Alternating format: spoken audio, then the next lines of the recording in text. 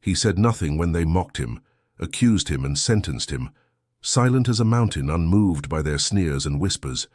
But when he made that one phone call, everything changed. What kind of man holds the power to shake a courtroom without ever raising his voice? If that question lingers in your mind, you're exactly where you need to be. Let me take you back to that moment. The moment he entered alone, misunderstood, underestimated, carrying a truth no one could see. "Coming!" The door opened with a low creak, the sound echoing through the stillness. Heads lifted briefly, then returned to their papers or their phones. Most ignored him. Men like him no longer drew attention, yet he walked in anyway, slow, steady, purposeful. It was as if time itself bent around him, and no one else in that room had the right to rush him.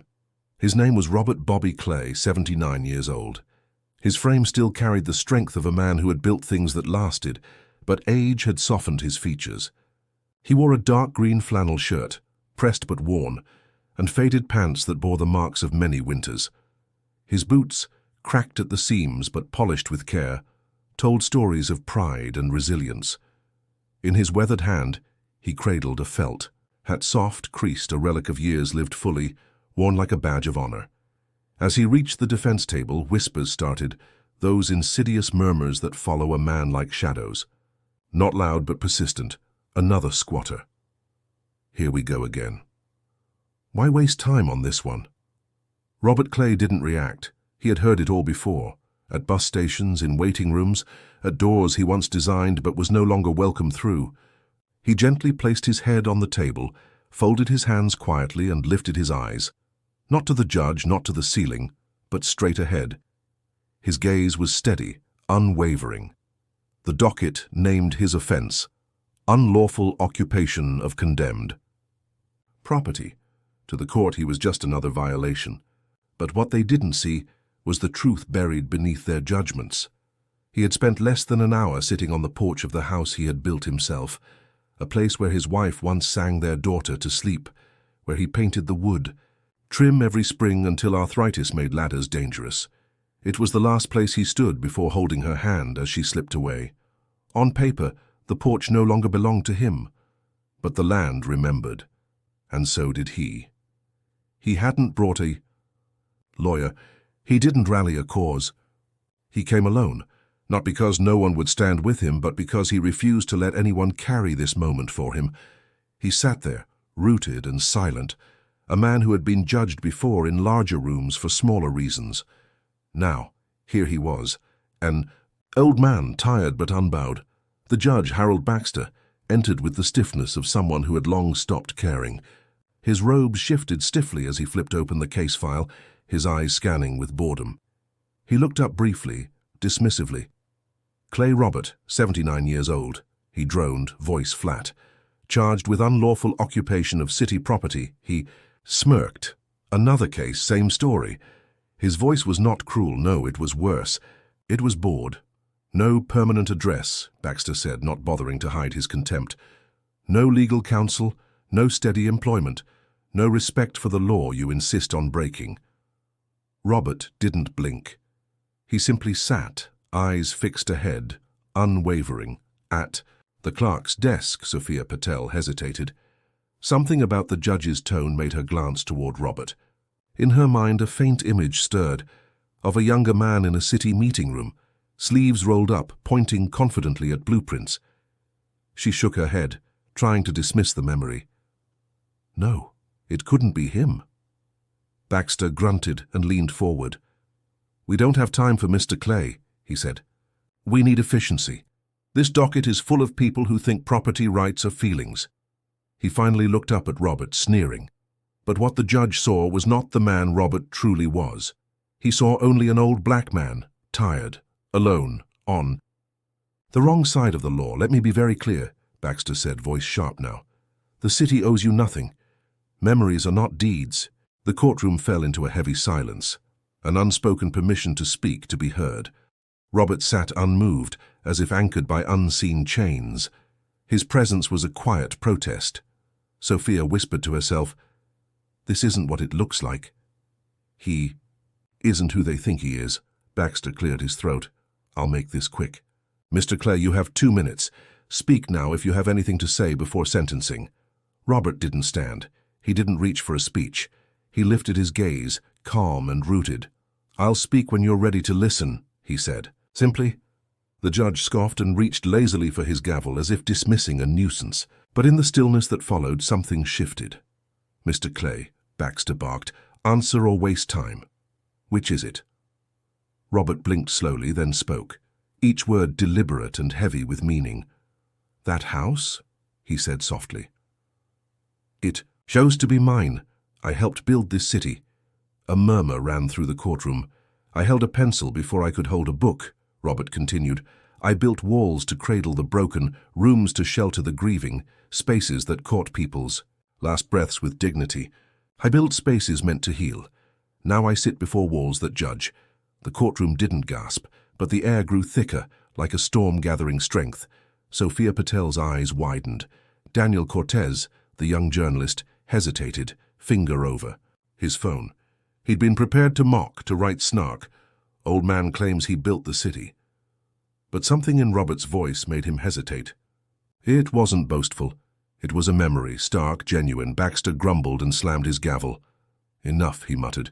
30 days in county jail. The sentence hit hard, flat. Robert didn't flinch. He glanced at his worn leather watch, then looked up. "May I make one call?" he asked softly. The judge sneered. "To whom? Your old drinking buddies?" Robert said nothing. The court was obliged to allow him a phone call. A bailiff handed him the device. He didn't scroll, didn't fumble. He dialed a number from memory, lifted the phone and spoke just 3 words. "It's time now." He hung up, calm as ever. No one knew what he had set in motion. And then, outside the courtroom, the sound echoed. Click, click, click, the steady heels of a woman walking with purpose. The courtroom doors swung open with quiet authority. In stepped Carmen Clay, his daughter, her posture firm, her face unyielding. She carried no fanfare, no armor, just a slim leather folder. She placed her hand on her father's shoulder without a word, then pulled out the folder and laid it on the defense table. Inside were documents, property agreements, city certifications, all signed, notarized, sealed. The truth was clear. Robert Clay had not trespassed. He had returned home. The judge's mouth moved, but no words came. Carmen spoke softly but firmly. "My father isn't asking for a favor. He's asking to sit on the porch he built." Her words peeled back layers of ignorance, exposing the lie beneath the courtroom's assumptions. Finally, Baxter croaked out the words, "Motion granted."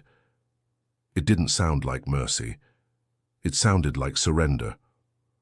Robert Clay slowly rose, lifted his hat and placed it squarely on his head. He stepped out not in triumph but in truth. At the threshold he paused, turned slightly, and looked back at the room. "Start listening," he said quietly. "Start seeing. No bitterness, no anger. Only the quiet reminder of a man whose life was too vast for any courtroom to contain, because sometimes justice doesn't roar in thunder. It walks quietly, carrying memory, dignity, and the weight of truth." Robert Clay moved slowly, his steps deliberate, as if every stride carried the weight of decades. The courtroom door swung open behind him, and the steady click of heels echoed across the marble floor. Carmen's presence was commanding, unhurried like a shadow that refused to be ignored. No one tried to stop her. Not the bailiffs, not the judge, not the guards. She simply walked across the room, her heels a rhythmic reminder that she belonged there more than anyone else. Without a word, she placed her hand on her father's shoulder, a silent reassurance. Then, with quiet confidence, she pulled a slim leather folder from her jacket. The room's silence was thick enough to cut, every eye fixed on the unfolding scene. Carmen laid the folder on the defense table with calm authority, then flipped it open. The documents inside shimmered with truth: property deeds, notarized agreements, city certifications, proof of what Robert had claimed. The courtroom held its breath. The judge's mouth moved, but no sound emerged. The weight of the moment pressed down on everyone. Carmen's voice broke the silence, steady and clear. "My father isn't asking for a favor. He's asking to sit on the porch he built. That's all." A ripple of surprise spread through the room. Some looked away, uncomfortable, unsure what to make of it. Others stared, caught in the truth now laid bare. The judge's eyes flicked nervously between the papers and Robert's calm face. His jaw clenched, trying to hide the flicker of doubt. He looked at the clerk, then back at Robert. "Motion granted," Baxter finally croaked, voice strained as if fighting against a tide he couldn't control. The courtroom exhaled collectively, as if a heavy weight had been lifted. But Robert didn't celebrate. His face remained peaceful, resolute. He slowly moved toward the door, each step measured, each movement deliberate. Carmen followed closely, her eyes scanning the room, as if expecting someone to try and stop them. But no one did. Outside, the air felt different, thicker, heavier. The city's shadows seemed to lean closer, watching, waiting. Robert paused on the courthouse steps, lifted his hat, and looked out over the city he once knew. Then suddenly, a voice cut through the silence, a whisper that was both calm and commanding. "Start listening. Start seeing." It was Robert's voice, carried on the wind, reaching beyond the stones and concrete. Carmen's hand tightened on his arm, knowing that this was only the beginning. From somewhere in the shadows, footsteps hurried toward them. Men in suits, eyes sharp and tense, emerged. City officials, lawyers, enforcers, all aware that the old man's return had ignited something long buried. They surrounded him, blocking the way. But Robert didn't flinch. He looked at each of them in turn, steady as ever. "You think this is over?" one of the officials sneered. "You think the city will just let you walk back in? This isn't your home anymore." Robert's gaze didn't waver. "It never stopped being mine, and I've come to take it back." Piece by piece, brick by brick, Carmen stepped forward, voice firm. "We're not leaving, not without what's ours." The tension thickened. The officials exchanged uncertain glances. Someone reached for their phone, as if expecting the old man to vanish into smoke, but Robert simply looked around, eyes burning with quiet fire.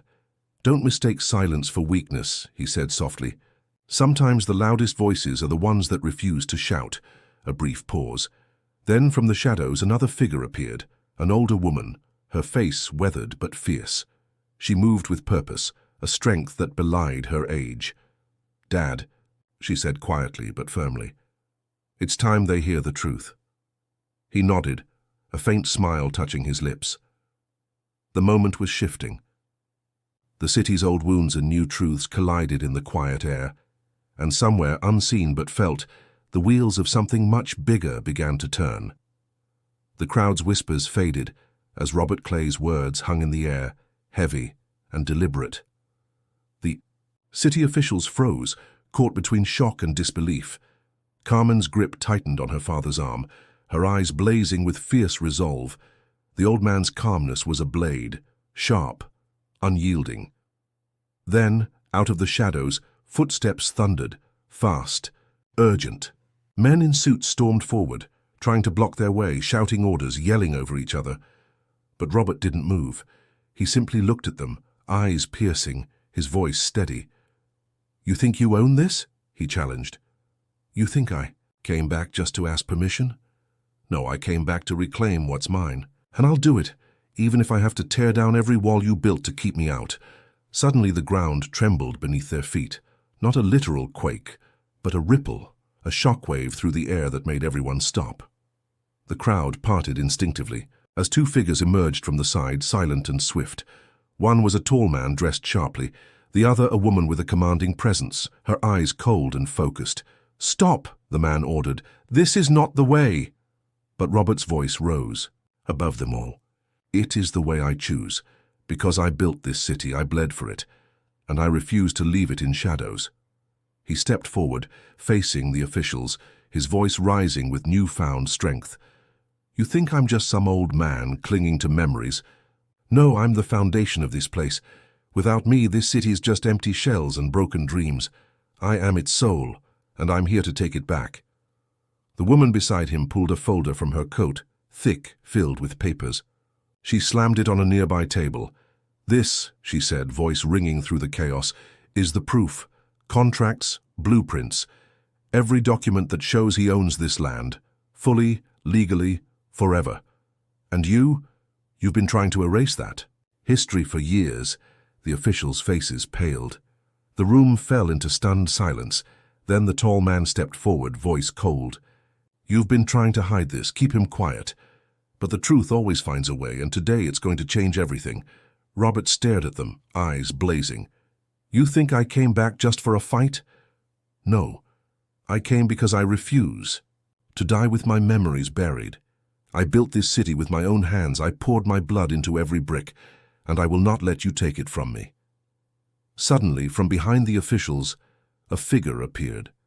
An older man, hurried and desperate, clutching a phone. He looked at Robert and Carmen and whispered urgently, "They're about to seize everything. The land, the buildings, the city council's already signed the orders. It's over unless—" The words hung in the air. The room's tension snapped, like a wire. "Unless what?" Carmen demanded. The man's voice cracked. "Unless you do something now."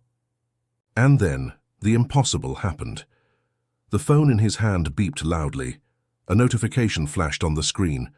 A live feed, an instant broadcast, showed the city's hidden cameras. The footage revealed something nobody knew. Robert's land. The house he built, the foundation of his life, was not just a parcel of property. It was a part of something far bigger, a network of underground tunnels, secret chambers, and hidden vaults beneath the city. The land was the key to a buried legacy, a secret that could topple the entire system. Carmen's eyes widened. Robert's gaze sharpened. "They knew," he whispered, "all along. They thought they could erase me, erase my memory. But they didn't know I hid more than just bricks and mortar. I hid the truth." In that moment, everything changed. The officials reached for their phones, but the screen kept streaming. The footage showed corridors carved beneath the streets, evidence of a forgotten past, a history they had tried to bury. A voice crackled through a hidden speaker, an old voice, familiar and commanding. "Start listening. Start seeing.